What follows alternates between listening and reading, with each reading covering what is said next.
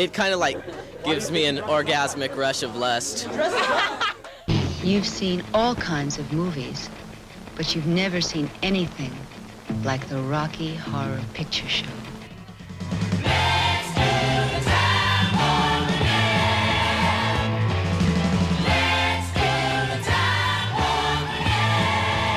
The Rocky Horror Picture Show has proved to be one of the most enduring cult films since its release in 1975.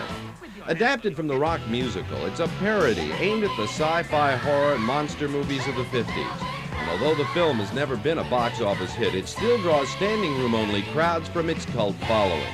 For those fans, Rocky Horror is an excuse to go on the town dressed as the most bizarre transsexual transvestites imaginable. How does the original Dr. Frank N. Furter explain it?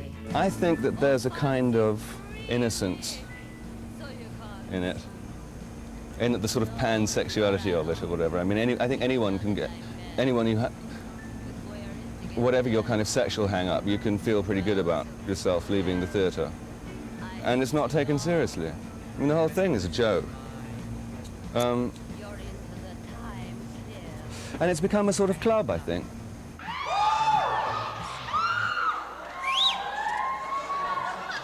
I'm just a sweet transvestite from transsexual Transylvania. I worked into it gradually. I started out just going to see it with some friends of mine, and then one Halloween we decided to come in costume, and it just kind of progressed from there. Oh, God, have a great time, you know.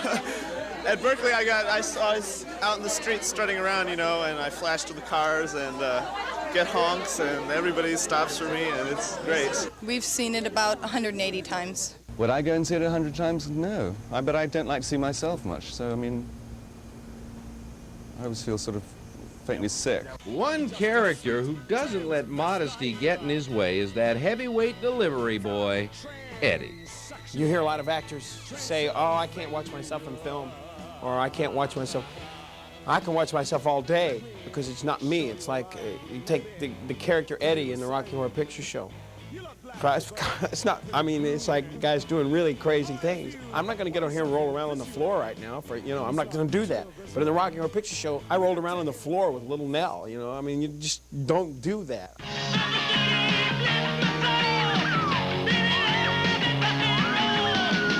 And every character I do, no matter how small, I give it a past, a present, a future. Even Eddie, as short a part as that is, Eddie had a history to me. And like, I knew what he delivered, I knew where he lived, I knew who his parents were, I knew he had a brother, I knew he had this. Though to some his acting may be regarded as mindless nonsense, this big fella feels it's a product of his creative talent. It's like every writer, every movie person, everybody has this one thing that they create. I mean, you know, it's like one thing that you live off of, and everything is created around it. I figured out mine is just this intense drive.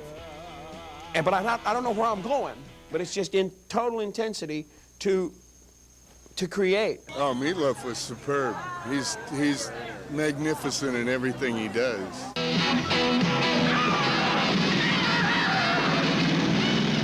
And where would this decadent cult of transsexual transvestites be without the inspirational performances of Dr. Frank N. Furter and Eddie? For those fans, the Midnight Rocky Horror Picture Show is their only opportunity to step out of the closet and defend our basic sensibilities. Great Scott! So give yourself over to absolute pleasure.